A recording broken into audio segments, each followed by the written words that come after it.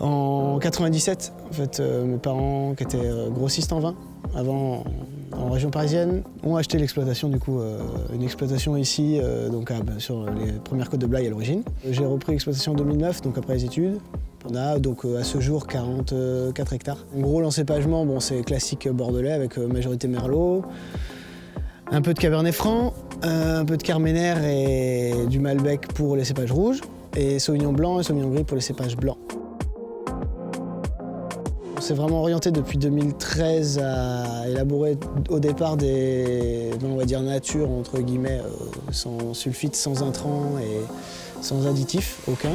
Que ce soit de la récolte jusqu'au conditionnement, jusqu'à la bouteille finale. Ni gomme, ni levure, ni bactéries. On n'utilise que les micro-organismes endogènes à la vigne. Et quand on a bien isolé ce premier point, savoir comment on peut après coller aux produits que...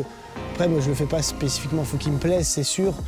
Mais il faut surtout qu'il plaise aux gens. Il faut qu'un verre, on appelle un second. Il faut qu'il y ait quand même quelque chose dedans, hein. Un bel équilibre sucrosité, alcool, et puis beaucoup de fruits, quoi.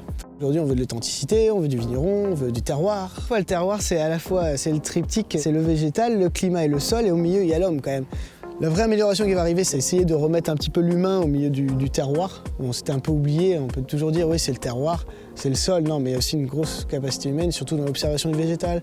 Savoir quand il faut positionner les traitements, savoir quelle essence mettre au sol. Pour se réapproprier la vraie valeur du terrain, la vraie valeur de notre savoir et du végétal. Et puis comme je dis, hein, quand on sera plus là, elle sera toujours là, hein, donc il faut la respecter, quoi.